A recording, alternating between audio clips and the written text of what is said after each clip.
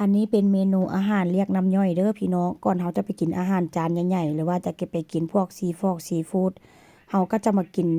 ตับเป็ดซะก่อนตับเป็ดเนาะตับเป็ดนี่ก็เจ้าจะกินแบบว่าขนมปังแบบนี้เลย แล้วก็จะมีพวกโกเกตอกโกเกตัสนี่ก็ย่าเอามาให้เส้นเก่าเส้นเคยพ่อแม่พี่น้องย่าเฮ็ดยามใดก็แซ่บยามนั้นเนาะเพิ่นจะใส่ข่าหมูนำเพิ่นเวลาเพิ่นเคี่ยวนมเคี่ยวนั่นน่ะเนาะเพิ่นก็จะเอาซอยข่าหมูใส่นำข่าหมูมันก็แม่นเนื้อหมูลมควันนั่นแหละพี่น้องก็เกียมทอดเนาะน้ำมันก็เริ่มร้อนแล้วแล้วก็จะทอดปอเปี๊ยะนำปอเปี๊ยะนี่ก็เฮ็ดเองเด้อพี่น้องเฮ็ดได้หลายมื้อแล้วล่ะแต่ว่าก็เอาใส่ตู้เย็นไว้แต่ว่าก็มาทอดก็บ่เป็นหยังเด้ เพราะว่าประมาณ4มื้อนี่แหละเนาะว่าซั่นซะเขาก็จะมาทอดกิน แล้วก็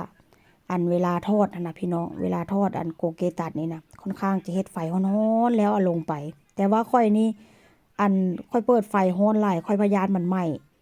แต่ว่าเขาเจ้าทอดนี่ต้องทอดแบบว่าไฟร้อนๆมันจึงบ่แตกเห็นบ่แต่ว่าค่อยนี่มันแตกย้อนหยังเดี๋ยวก็ปิดไฟเดี๋ยวก็ปิดเดี๋ยวก็เร่งเดี๋ยวก็ปิดเดี๋ยวก็เร่งจังซี่นะพี่น้องมันก็เลยแบบว่าแตกว่าซั่นซะเนาะแต่ถ้าย่าค่อยเฮ็ดนี่โอ้ยบ่มีแตกแล้วเป็นของย่าได้นี่ได้ของย่านี่ก็เฮ็ดยามใดนี่ผู้ใดเฮ็ดก็บ่คือย่าว่าซั่นซะขนาดไปเรียนอยู่โรงเรียนหรือว่าไปเฮ็ดบ่อนเฮ็ดงานซีมเบิ่งก็ยังบ่คือของย่าเพิ่นเฮ็ดยามใดนี่แซ่บยามนั้นได้แต่ว่าก็สิให้เพิ่นสอนอยู่เพราะว่าเพิ่นเฮ็ดแซ่บว่าซั่นซะเนาะพี่น้องหลังจากทอดโกเกตตัดแล้วก็จะมาทอดปอเปี๊ยะต่อ หน้าตาสีสันของมันก็จะเป็นประมาณนี้ถึงแม้ว่ามันจะแตกแต่ว่าคุณภาพและรสชาติมันก็ยังคงเดิมเลยเพราะว่าคนเฮ็ดก็เป็นคนเก่าเนาะพี่น้อง